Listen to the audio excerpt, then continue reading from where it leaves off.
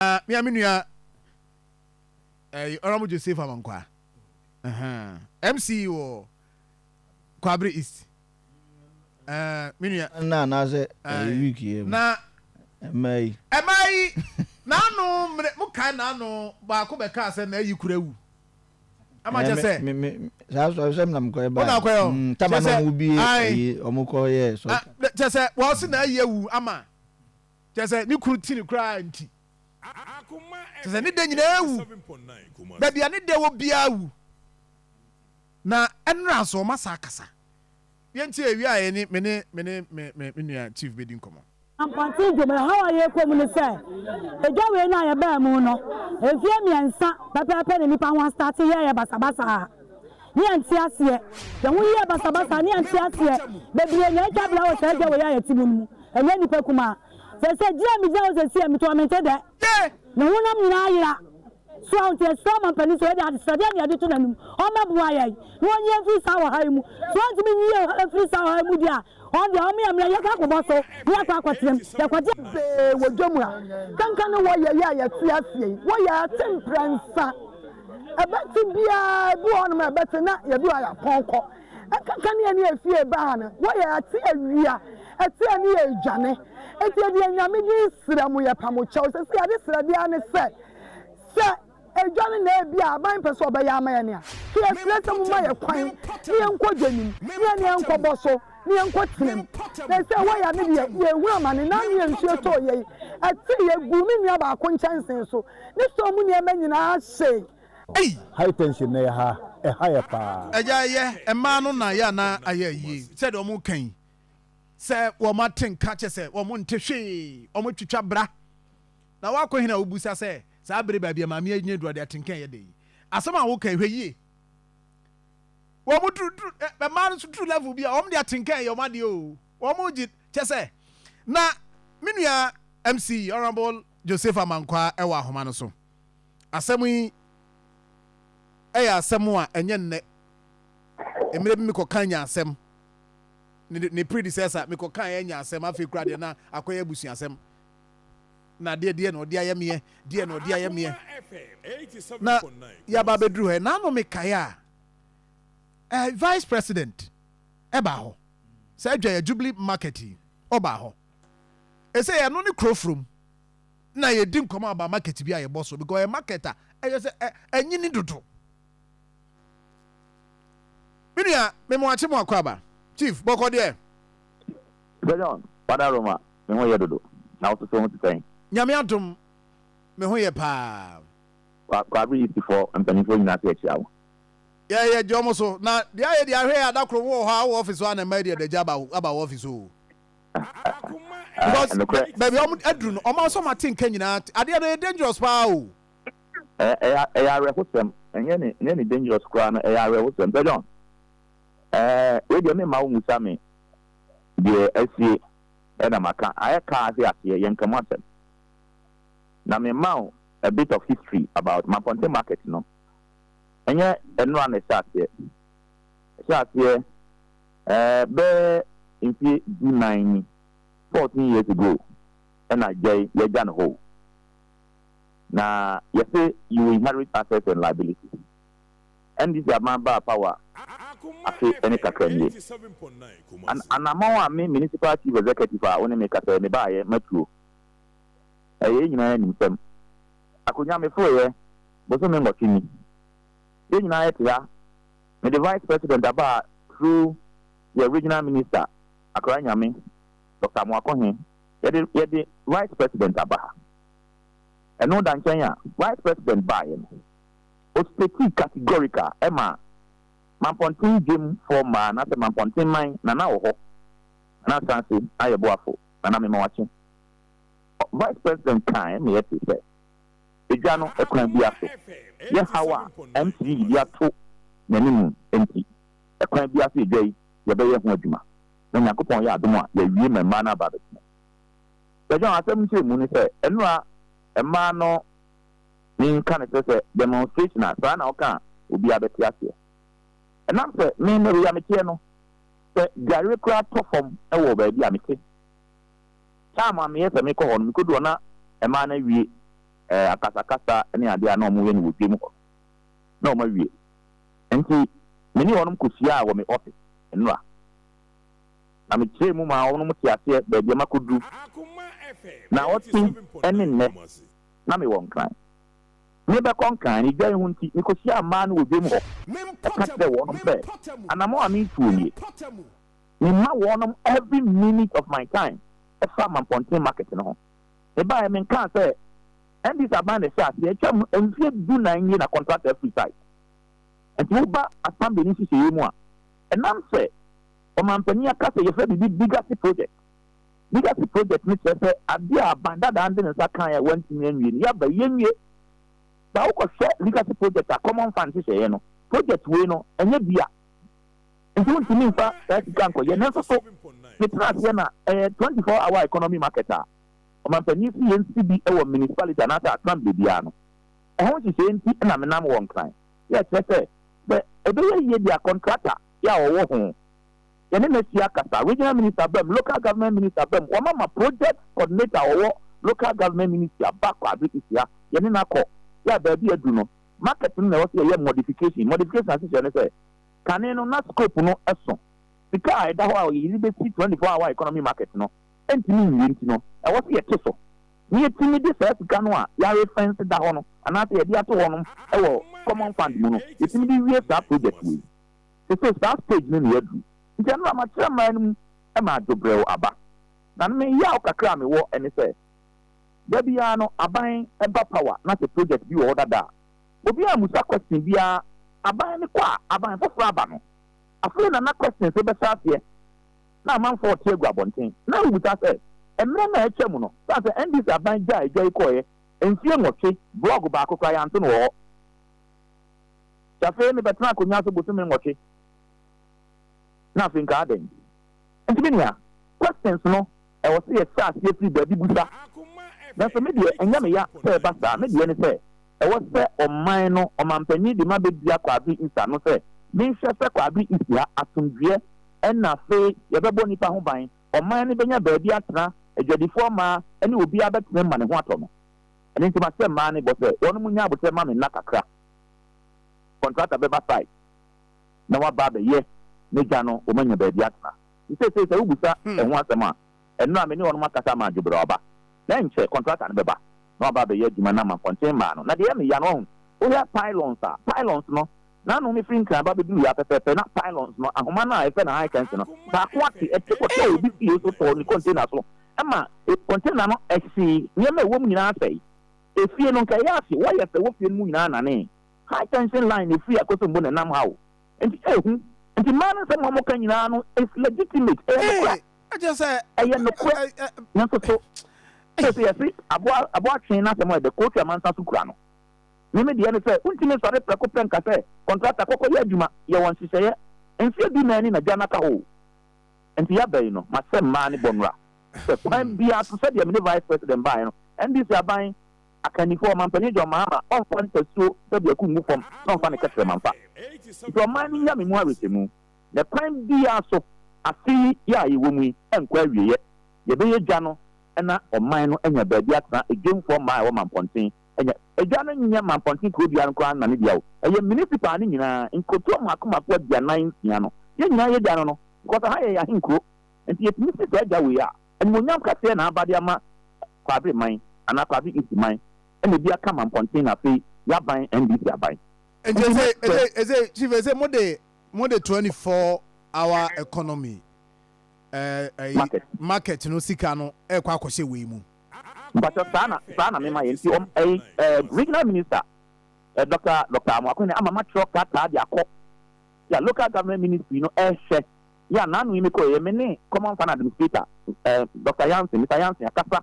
ya to say nhyehyɛeɛ no baabi akɔduru no contractor na ɔwɔ ho high brains no ɛna ɔkyerɛ adwene foforɔ na n'adwene foforɔ a ɔkyerɛ no mema kasa edwa no bi si hɔ dada a ɛsɛe deɛ a yɛnsa nkɔsi foforɔ baabi adwa yi market yi Mamponteng deɛ GB market ɛwɔ no ɛwɔ strategic place paa yɛ a yɛka sɛ yɛde yɛ 24-hour economy market a ɛfɛ ɛbɛyɛ yie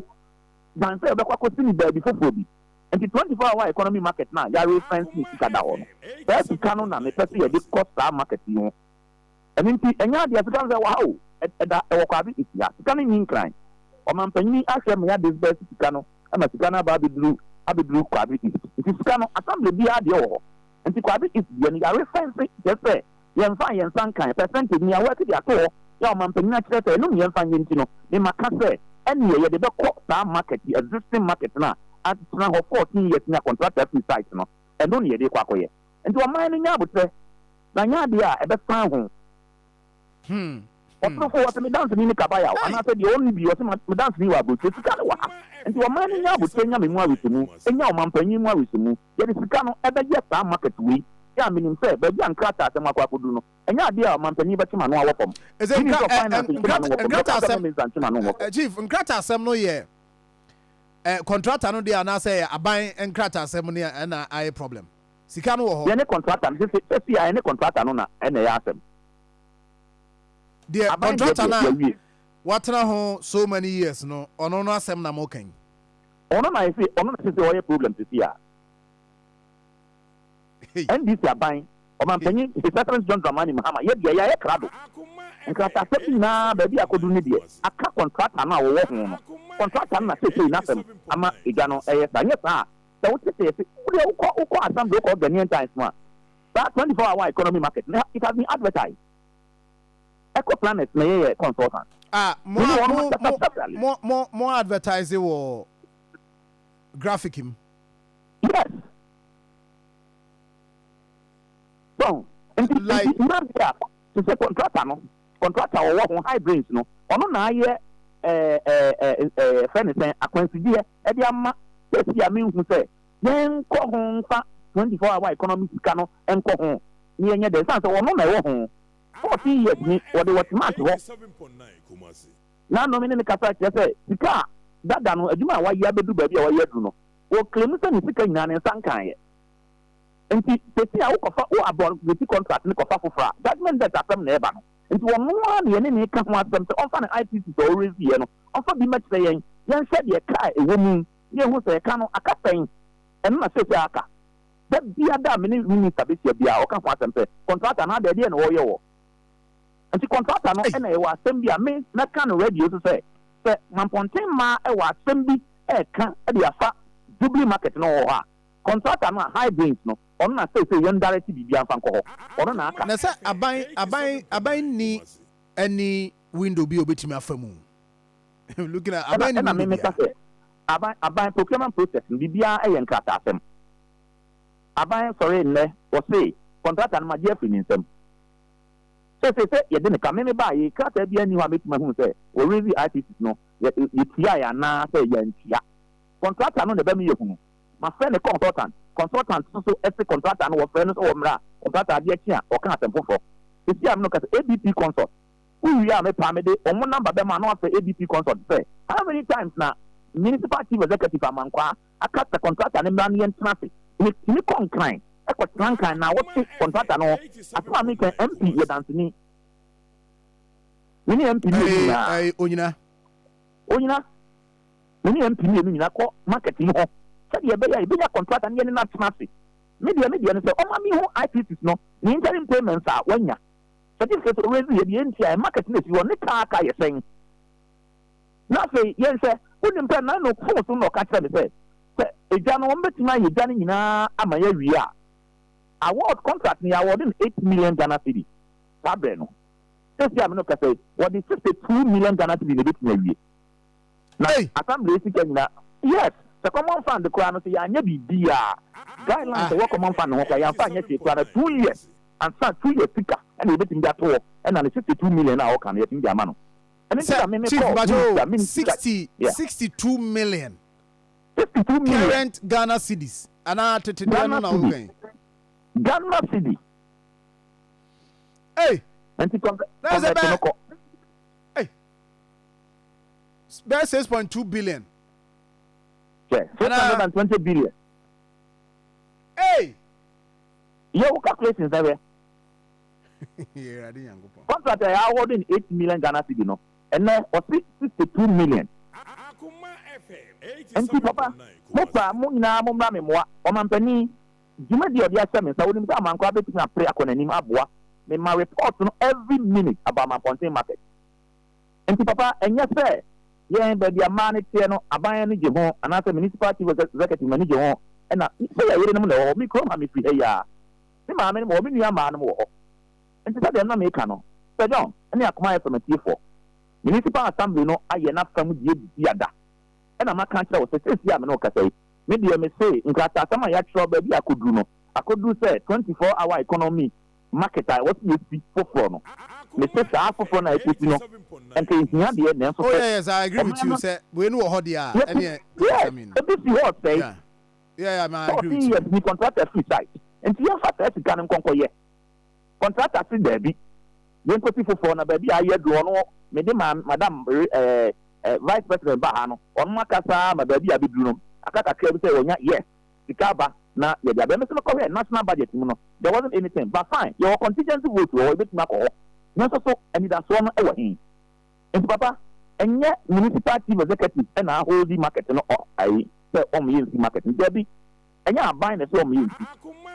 the many people see and say between 24-hour economy market no sika no e dey kosi Mamponteng die no e no na do so contractor ya wo ho dada no ono na ama say niam me kan nyina no ai carry di ama yen hey na macho obisimi musa say market ndi ane die nkwa ne wo market ndi ane die nkwa ne wo market na e wo sika na wo bo no ntina ma obi busa sa no say ampa ninia market no ye the main market udu on ma ye side mienu your lockable shops ne open shop and after your office complex e bi si wo e dey handle market no na ubehwe duma na afokwan no a ufi saade nkwantana wo ba obedu Mamponteng duma na afokwan no uche wan no mu a duma na afokwan no kwa esi ya ombe excavate wo akoyi kwan na to ba bi foforo plan ne de okosha efe na so say am no ka de ya Ghana sika tie ni sika obodi no ya ka ye by that plan no ntina make ka say ya ka modification na make ka say if you sika da ho 24-hour economy market no say contractor ne say there bia me kan say yenye modification wo market no ho dada na wo ne kwan da ho na ho assembly ayina office complex o tu ba bi o tie no o ma ti edu lentil level ho main market na ye lockable shops no ye uniform wa flow extra no extra do lentil ye flow biem afa yo open shops no eno so e wo ho nti enka yen clean everything na yen ball open shops no so e ma no can move there so mo say na mo kan say mo de mo pekra mo de mo amfa nchansi megusu no mo nkotem yes because you ready so yes Sir John e ma no cry you ready say ye ma mo ko ma betima the border e dan na do lentil level ya bibia ade aka no and you get a lentil level mo two close not to blog no agusu bibia aguso de aka ye to mo but de minim say no de mu ntimi nya ne say because a contractor ayi there obi site there you can't just exactly yes contractor no once say oni site no uko contract yimu a oni site no wono ne what month ho a why ne holding na won so all hwe ho contractor no yen gi adwuma ne free nim the contract has not been abrogated and no na ye process say nje beti na abrogate contract na me de me pen say on my hunu ne ka wo ho and no na say am ne ka no on tia tie ma me say ika wo hon my betim dia 24-hour economy tika no wo ho yan fa eno nko sa market hu yan fa nko ye eno na aka ye den document ni free na chi anything free na chi sa nti da bia da sa consultant me tene so ani consultant no kwa fresh na yaw ye fa na yaw so wo mra me yan traffic me yan sekwa be pass regional minister can severally na me ya ko receipt wo nka ye regional minister me gina wo fe no but honorable we no am me kan wa se me busa say if that is the case mo musika no possible say if say omo kan say dia ene mo fasika no ko pe ba bia ho so ye spacious na mo nyema mba na mo nkomo say ne so nka ideally no nka de ne say nka say we betime the first kana kwa ko CBA ba before ba me bi ka say obi ba ka say e bia amankwa fi Mamponteng ti e na opese eja no tintina emra Mamponteng yo me de ko aboa so public is no nya ba bia o say o hear the nature of 24-hour economy market no so ko ti ba bia hwe ba bia o ko ti ni ye ta say o te o de ko me mo kro bia din o de ko hwe ba bia yentimi en run no na be defeat the 24-hour economy no agenda no one what and you have a is to say I'm pointing everywhere strategically and can never why they say me to make anybody before John baby or Kwabi is to make my back but maybe the enemy penny say a buying to me in your for being family at that idea and it's a car but the other near Fanco yes I could go before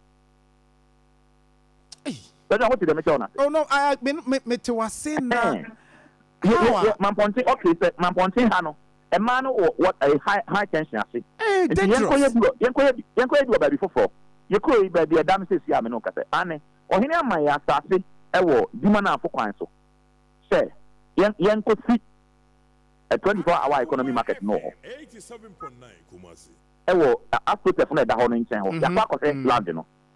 Now, maybe how they say. You bet me a real man. We no say no. I have baby I do not do me no. I emergency. I was set to see and you intend to man ko we ya kwatna we ho akoti awie aplasta yi man dia ko. E ya bosomi asem a. Dabi. Ade abosomi na we ya ka we aka mmoso kwa. Aka mmoso. Enti ade ntimi mmoso. Ade ne ntimi mmoso. So, young Faticani Mosso, my young Cohon. A man on comfort no munya one modima. And young class and Quaco be before being. But young Prince, baby more Mocotano. And only a pair baby more Mocotnaya. This in Cania,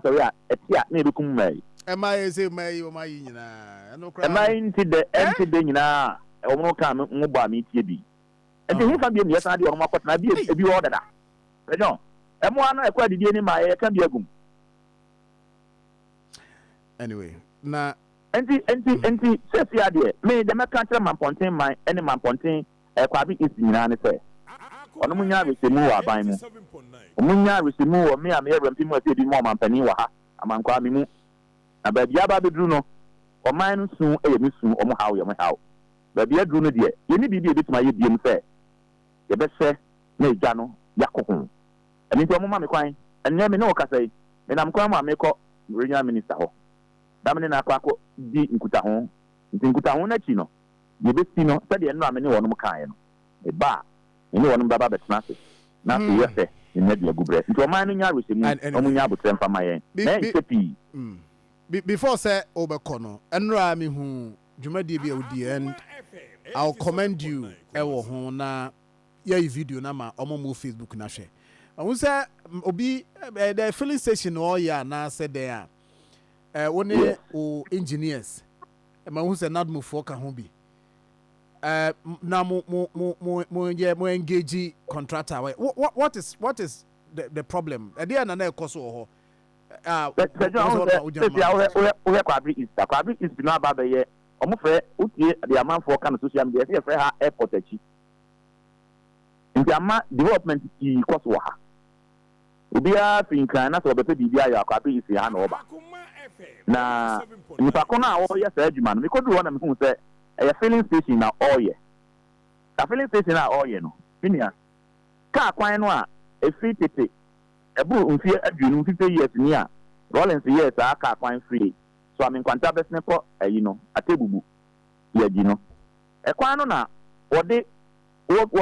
friends Roland e we ade mo friends kata ade no omni chicha kota no e na o chicha kota no o chaba ka kwan no mu a o begu ne concrete free baby a na start na no wo no e dia ba be pem e ho abepem kota no na me buta say senti no ye sa ade no a o say ya man krata say on excavate ka kwan no kwan de ma krata no fa ka yes on fa krata ne na me hwe na so minim na hu bra na emna omu hu sa na me buafu san say o ma ye japade eni pa gina ho wo kura kata ya wo de ye excavate o di chicha kotal din te sa no concrete ben na obegu a e be ye din te sa kotal no atwat na ya ye no concrete ben o yi bi afri ho na o de ne de ase ho no de ne de ase ho enti se o tina no be no sa concrete na ogu no cement ni ka afa ba ko mienu miensa na eho no ebubu enti ebu no na ebu eba kotal no so afina kotal na chafi ebubu na etutu no busa no den sama o kan nyina ye se eni ani o kutuko fa kran na so na da akotanta te se wo na te se o man na japade na se wo sika wo penti no ye tena se ma wo sika na wo penti wa be se o man japade a ye nyina ye nya so mfa so e kwan da ho e ne menti ase sa nti no na me ma police take no ne de me koy so on friend engineer ko na wo site no o mo forman no na ye fa ne koy anopai maka kire won so o mo friend na engineer no ne company ko na wo ye sa adwuma no ho no wo mra na mo metna na nkata asema ono mo wo ya nti wo manya tumi na o mo excavate asphalt road no o mo mra me kire me wo office me eno na wo mu se koso e wo ho no wo ba be gina na be adwuma akwa no ye ne kwan ho obi di time gu concrete bi obi ton cement ho na permit there owo a wo de yes adwuma no permit there assembly mo ya we so owo a wo de this project assembly ma permit say excavate quota. No, I'm saying say be a off-site project in there. Assembly will give a permit of development. Good, that's fine. It is a project na ho no so assembly na ma enti na maka say fiscal planning technical committee akwa kofi so no mo kofi you and no municipal chief executive me ankasa ma bo anan akọ akwa kogu. He have asked him to bring his document. That's fine. On the documents ni na mra and I see. Former no machina tun. Jordan, yes, that's fine. Machina tun. And or say aban japade o man japade de me betna o man pani de betna say me say o man japade so na ma no papa ma betna say me betna konwam na me ntia me ho ankonwam and nti bibi koso na nkoso yi a nipa le fa no ho no e pe no chi akwan na ye de mra no ne naka nti no ma fa ye du so nto fa ne krata se mfa me kire ni krata no obi ani ho be sign west department for no and I say fiscal planning omo nko sign contract no and I say permit ma say koko excavate quota and I say asphalt ko excavate until and no my son can't have someone my west department for no fiscal planning for say this morning 9 o'clock if the regional office ba be do paper almost you see me okay number answer questions about the akwana ye no ho no so mo hu ye omo meka ho asem fa nkire me and this come is it more mama stop here ma halt here adwuma no mo ye no so yes and no me stop here that's fine and no anadwo no mo ko ye adwuma dia ma hu no pay former shim na ho na eko supervisor and no an kata ndu anyumle na me fa wo nyina na nko omo nyina ba begu police station ho okay na me de ne say aban ajapade de enye enkwankwa na ye bo ho ba ye boy aban ajapade o man no mu bibia obi pese o fa kwati kwan no o fe ne de yen tena ne yen te ene na me te ha se jo na me ye den wa chief me da say every pam ye be sa ba ho ne akasa se sa na te de a me tena ha na me fa me sanche me dabi fam na me hwe na obi anya de o pe de a ene na president na kunya o be reshuffle ana me kan me be kan si so na reshuffle be kan Sadia what trust Sadia reshuffle be kan exactly that enti ne men tena fe nse adwuma na ye no ye de aboa wo man na nya ni monyam na wo man na nya mpuntuo enti so obi e de kwan fofo bi so se obesei o man ajapade a yabo ho ka ta kwan ye da ho yi papa wo de o papa Ghana ha nyina nta da kwan wo ye ye hu bi wo be bia Ghana ti am no ka sai moto we kwan yonko ne ai interbetin kwan wo ye da we ni ama akra bobo nse no wo de ai short time ka sai bobo nse de bobo nse o kwan kra da brechen o e kwan na nyini kra asene no na wo ba ne makwa ma ne nse no okay and no bi no mo frame e bi say na MP no I we the harsh decision and I me say if you on right me sa kwan me member tina ha no me first stable o man pani na ma adwuma sa menye so man pani say fa adwuma to le ko dia na me ko asa me tina say enipa no nti dia wasa me ye ma o man nya ni onyam o man nya mpuntuo me ma nipa no ma me jai dia and the Sir John but I am sure sir you also get in touch with physical planning works department exactly woman so also mo be exactly also question yes I do that Sir John we me chat me free kwa bre ya o me krom ni ha me be bia ko enti me tran so e ma ne say okay chief me da say yeah prepare me be ka say friend Joseph Amankwa OMC Kwabre East and yene no ekasa ya no ade we